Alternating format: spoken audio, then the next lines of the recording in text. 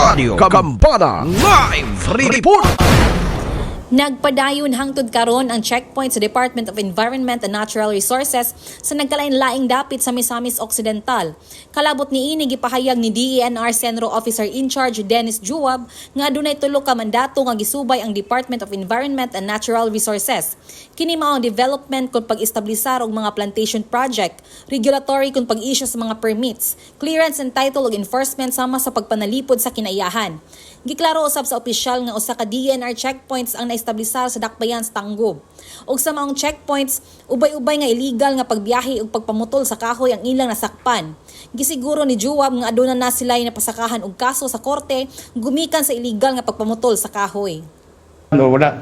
Actually, murag kuan na gyud aware na gid kayo pod ang mga tao karon. Kay kabalo sila sa technology karon, one clicks away lang. Kung isa ka information lang marili dito bisag kinsa, marili sa MUA, marili sa pulis, office ma-action dahil kuan kana ma-actionan. So karon murag nahimo na sang talamdan sa mga kwantawon na lambigit anang kanang magkahoy-kahoy na sila mulukat na sila og permit. So tagalabay sir nami record sana sa tagalabay sa mga kahoy naka-indicate niya sa logbook na mo kung unsa na klase na unsa na permit ang na-issue, pagkano sa na-issue siya inana siya. So ang amo lang nagimit tinuod po nga dakpa ng mga kahoy. Pero wala gi transport kanang naaba sa mga barangay ba na giputol lang lagi na walay kuan kanang walay say mga pagtugot walay permiso bisag siguro dili man pod ingon siguro murag ignorante ang ato mga igsuon kay kabalo naman sila na ang dinar yun no.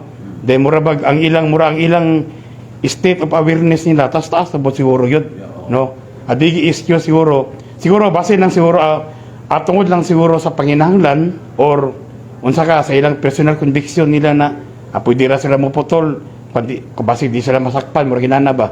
So nanami nga dakpan po na muna kuan kanang mga kahoy then karon ganing kuan na karon ganing semana we're planning to file kuan no kanang criminal case for violation of section 68 of PDC BNO5 as amended.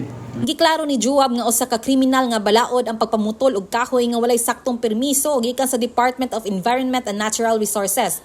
Samtang gipahayag sa opisyal nga adunay lahi nga buhatan ang Department of Environment and Natural Resources nga manalipod sa Bukid Malindang sanglit giila kini isip protected area.